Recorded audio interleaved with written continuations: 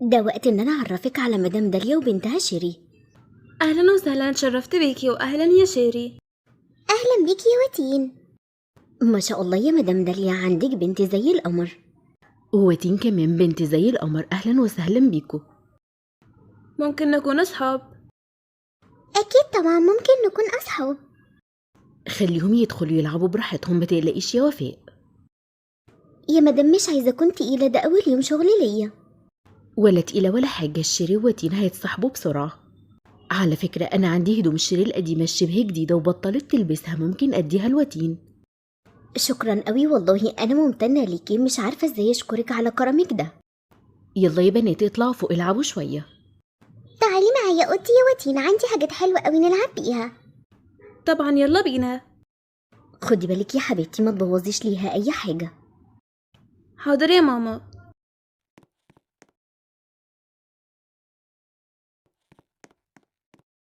يا وفاء لو سمحتي حضري الغدا، حضري شوية خضار سوتيه مع بطاطس بوريه، واعملي معاها كمان شوية لحمة مشوية. حاضر يا مدام، ولا يهمك، انا بعرف اطبخ كويس جدا. لو احتجتي أي حاجة ناديلي، أنا هكون في أوضتي. تمام حاضر يا مدام.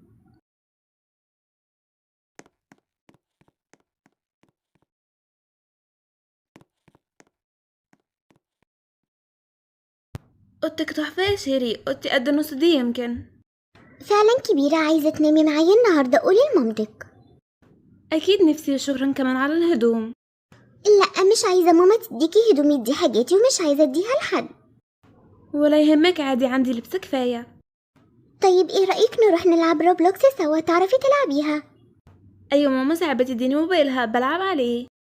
طيب يلا تعالي نروح مكتب بابا، هناك في جهازين كمبيوتر كل واحدة تلعب على واحد. طب قلتي لمامتك؟ عادي، ماما دايما بتسيبني ألعب هناك مع أصحابي. ايه دخلتي واتين؟ أيوة، ايه اسم اليوزر بتاعك؟ شيري 534. وانتي؟ أنا واتين 67. أيوة تمام لقيتك، ابعتيلي ريكوست. طيب يلا بينا نلعب بروك هيفن، أنا بحبها قوي. وأنا كمان بموت فيها.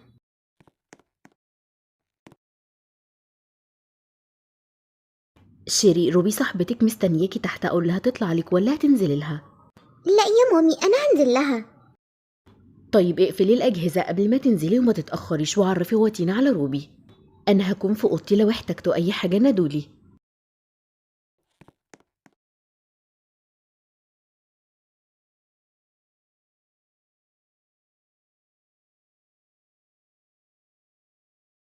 يلا بينا يا واتين ننزل، عايزة أعرفك على روبي صاحبتي. تمام، حلوة قوي، هيبقى عندي صحاب جداد.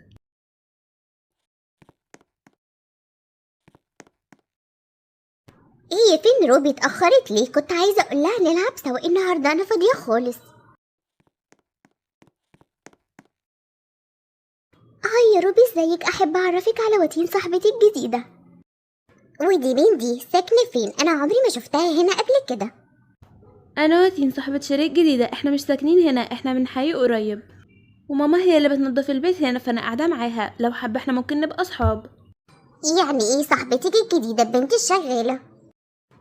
لا دي بس كانت بتتفرج على البيت وعلى اوضتي علشان تساعد مامتها، ده اول يوم ليها في الشغل هنا ومش عارفة المكان.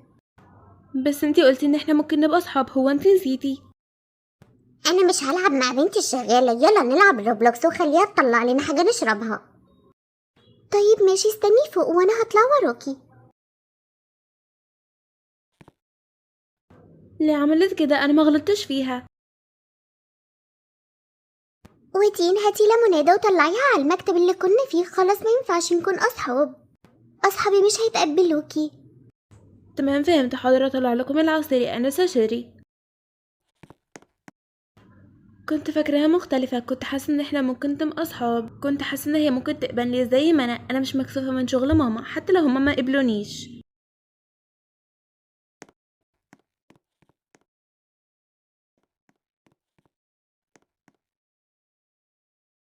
ماما فين العصير؟ في حاجة في التلاجة؟ عايزة عصير ليه؟ هو انتي عطشانة يا حبيبتي؟ لا البنات فوق عايزين يشربوا حاجة وانا هطلع لهم. في ايه؟ شكلك زعلانة، هو في حد قالك حاجة؟ لا ايه يا ماما، انا بس زهقت من اللعبة معاهم وقلت ان انا عايزة اساعدك شوية في الشغل. ما شاء الله عليكي بنت شاطرة. خدي العصير من التلاجة وأنا هكمل الأكل، أنا لسه ما خلصتش اللحمة.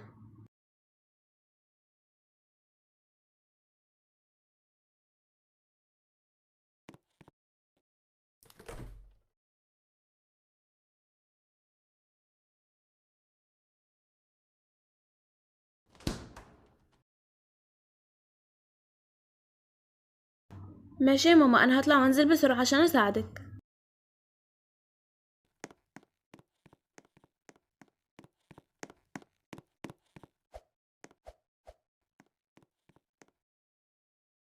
ايه رأيك يا روبي نكمل الجيم ده وبعدها نعمل أي حاجة تانية؟ تمام، بعد الجيم ده ممكن نروح نعوم في البيسين، الجو حر موت. طبعا. هو انتي جبتي مايو؟ لا، أو مش عايزة أرجع البيت بصراحة. ممكن أكلم الشغالة عندنا تجيب لي واحد. مش مهم، أنا عندي كذا مايو جديد لسه ما استخدمتهوش، هديكي واحد. يا بنات جبت لكم الليمونادة.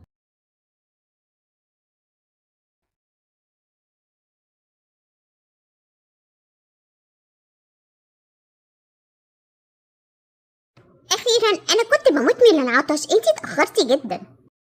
اسفة، كنت بجهزها لكم. تعالي يا شيري اشربي العصير بتاعك.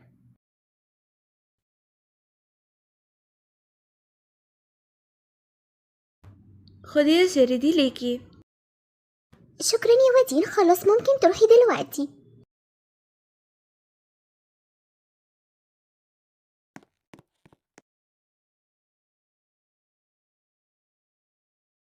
أنا خرجت من اللعبة، الكمبيوتر هنك شوية. طيب يلا ادخلي اللعبة تاني. لما خلص تنظيف الأوضة هنزل أساعد ماما، هي تعبانة شويتين بس مش هياخد وقت، مجرد مسح الأرض.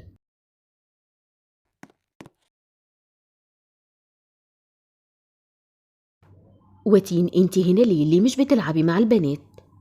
حبيت أساعد ماما، عندها شغل كتير وحبيت أكون جنبها. انتي بنتي جميلة جدا، وطالما انتي موجودة هنا بالمرة اديك اللبس اللي كنت وعدتك بيه، خديه معاكي. مش لازم والله يا شيري، ممكن تزعل على حكتها، بعدين أنا عندي لبس كتير. لا يا حبيبتي، اللبس ده الشيري مش بتلبسه خالص ولسه جديد، ليه ارميه؟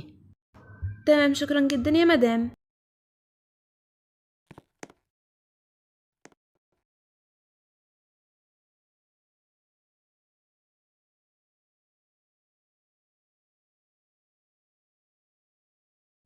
انا كمان عايزة اعزمك على حفلة صغيرة عاملينها للشيري بكرة، نفسي انتي ومامتك كمان تيجوا. بجد هتعزموني أنا كمان؟ طبعا بعد شوية هنزل ادي لمامتك الدعوة، خدي اللبس ده يلا اديه لمامتك. أنا فرحانة أوي، شكرا ليكي.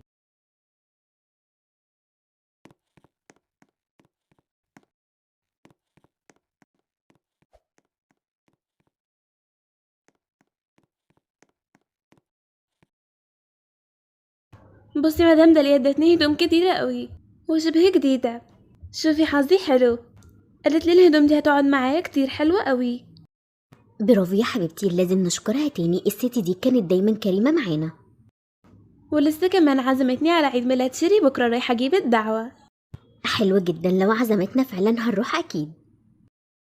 بجد وانتي هتيجي معايا؟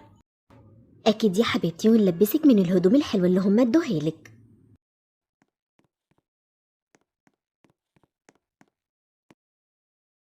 دي دعوة لحفلة عيد ميلاد شيري، ان شاء الله تيجوا، هستنيكوا. ماما قالت ان احنا نيجي، صح يا ماما؟ طبعا هنيجي، شكرا على الدعوة وعلى اللبس الجميل اللي انتي اديتيه الوتين. العفو يا وفاء، داخلة البس هدومي علشان انزل اجيب شوية حاجات ناقصاني لعيد الميلاد، اشوفكم بعدين. حاضر يا مدام، مع السلامة.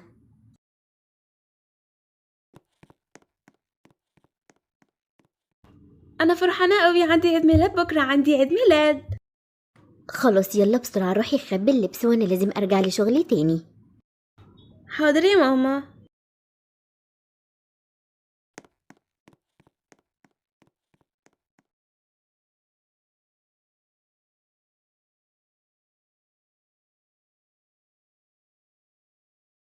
بقولك ايه، هتبعتي المنى علشان تيجي؟ ايوه، بس الاول عايزة انزل صورة لينا على السوشيال ميديا. لا، اكتب المنى الاول علشان ما تتأخرش وتلحق تيجي. عندك حق، خلاص كتبت لها وهي قالت لي ان هي جاية شوية كده. تمام خلاص هنستناها هنا. طيب يلا بقى نتصور صورة سوا.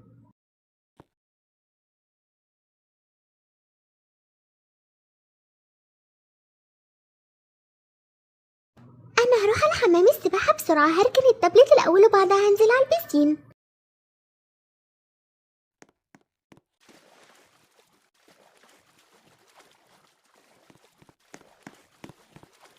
الله يا شيري، المية بجد حلوة قوي.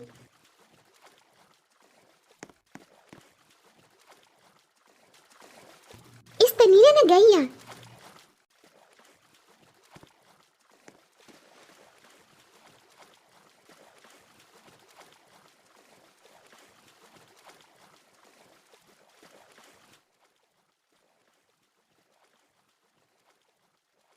ماما هنمشي الساعة كام؟ فاضل كتير؟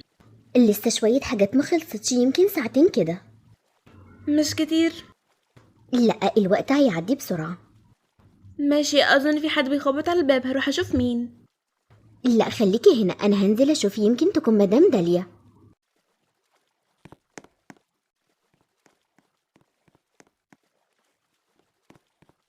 ايوه يا حبيبتي، عايزة حاجة اقدر اساعدك في ايه؟ انا صاحبة شيري ساكنة جنبهم، وشيري عزمتني على البسين. طبعا فاهمة، اتفضلي شيري فوق في البسين. تمام شكرا.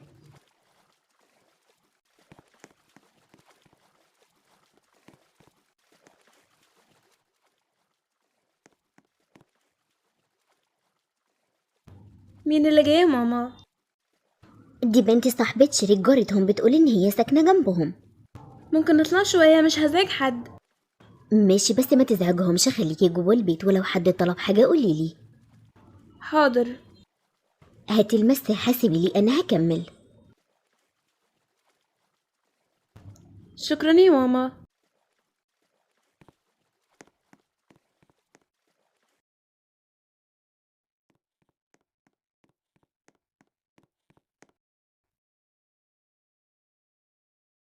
هاي يا بنات، انا جيت، الشغالة فتحت لي، ما كانتش تعرفني.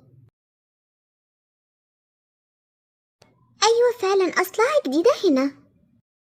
على فكرة عندها بنت فقيرة كانت فاكرة نفسها هتبقى صاحبتنا، بس انا فهمتها ان احنا مش بنصاحب ناس زيهم. ايوه شاطرة، عندك حق. يلا غيري هدومك وتعالي ننزل المية. هغير هدومي وهلبس المايو.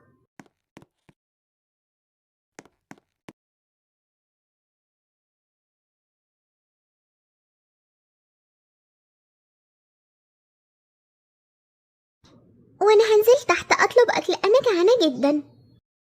طيب يلا بسرعة، قولي لحد يجيب لنا اي حاجة ناكلها.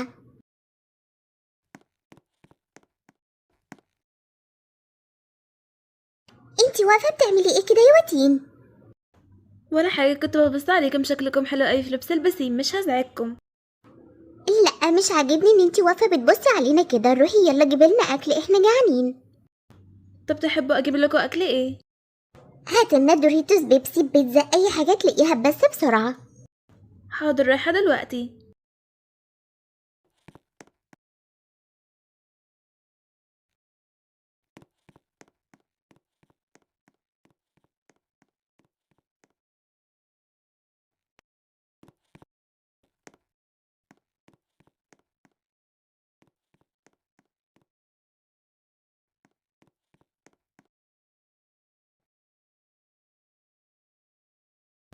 يا بنات، جبت لكم الاكل اللي انتوا طلبتوه.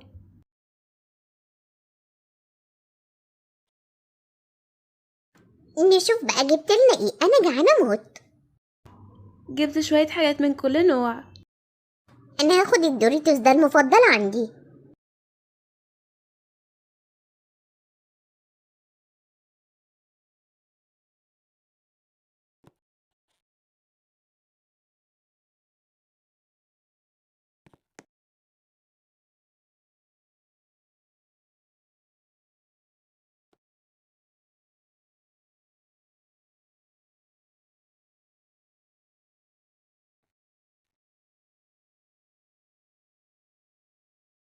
يلا يا بنات كلكم خدوا حاجات واتبسطوا. خلاص يا واتين تقدري تمشي دلوقتي. حاضر ماشي.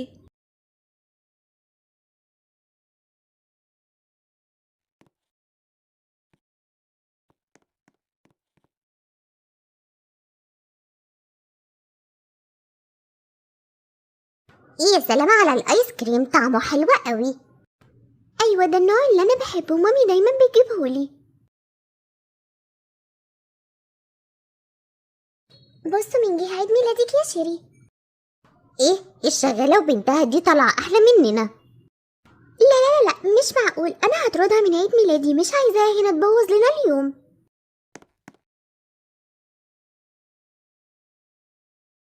كويس جدا ان انتوا جيتوا، انا مبسوطة قوي. أهلا وسهلا بكم، أنا بابا شيري، شرفتونا. اهلا بيك يا فندم، الشرف لينا. واتين شكلك حلو قوي، طالعة زي الاميرات. شكرا، هدوم حضرتك يا ليدتي هالي طلع حلوة قوي. اتفضلوا ادخلوا.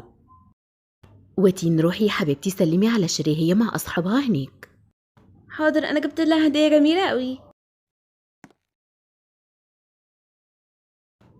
كل سنة وانتي طيبة يا شيري، انا جبت لك هدية مميزة. اكيد باين. طيب تعالي نروح عند اصحابنا علشان تعرفيهم. تمام، هحط الهدية مع الباقي واجيلك.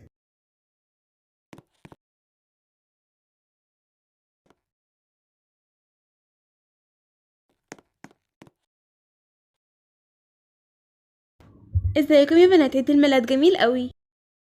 ما اظنش ان مامتك تقدر تعمل لك عيد ميلاد زي ده. انا في عيد ميلادي بيجيب لي تورته صغيرة وخلاص. واكيد كمان ما عندكيش لبس، اللي انتي لابساه ده بتاعي انا. يا حرام ما عندهاش حاجة تلبسها. لا عندي، بس مامتك كانت كريمة وادتهولي. عشان انتي فقيرة، انتي مش مرغوب فيكي هنا، يلا اطلعي برا.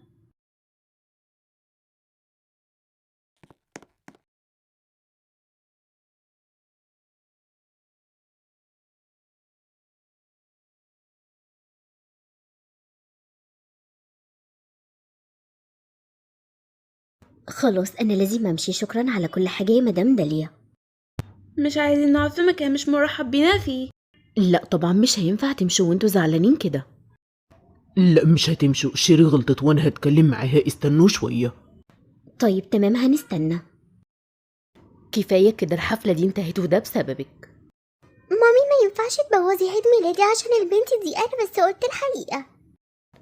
الحقيقة ان واتين احسن منكم كلكم، عندها اخلاق وقيم اكتر منكم، وهي بنت زيكم بالظبط. لو فاكرين ان الفلوس هتخليكم احسن من الناس تبقوا غلطانين. انا غلطانة يا مامي، كنت صاحبة وتيم، بس صحابي مش هيرضوا بيها علشان ما عندهاش فلوس. وانا علمتك ايه يا شيري، ان قيمة الناس مش بس في اللي معاهم لكن في اللي جواهم. عندك حق يا مامي، انا اسفة، انا هروح اعتذر لها. مدام داليا ما تصدقيش كل اللي قالوه عن وتين. انتي وروبي لازم تروحوا تعتذروا لانكم غلطتوا. فين الاخلاق بجد؟ اللي قلته ده كان مغزي جدا. احنا اسفين فعلا، غلطنا، وتين مش بنت وحشة وكنا قاسيين معاها. وناويين تعملوا ايه علشان تصلحوا اللي حصل ده؟ لازم طبعا نروح نعتذر لها كلنا. مش مهم نكمل الحفلة، الأهم إن وتين تفضل معانا.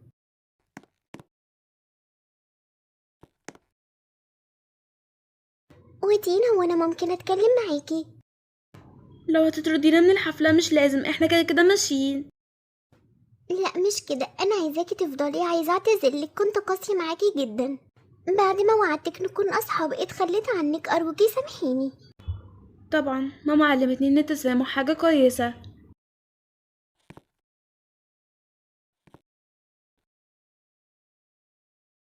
واحنا كمان يا وتين تسامحينا، احنا غلطنا قوي معاكي. اكيد بسامحكم كلكم. ما تحكمش على الناس من اللي عندهم، اتعلم تحترمهم وتحبهم على اللي هم عليه. حبي وسامح واستمتع بكل حاجة ربنا مديها لك.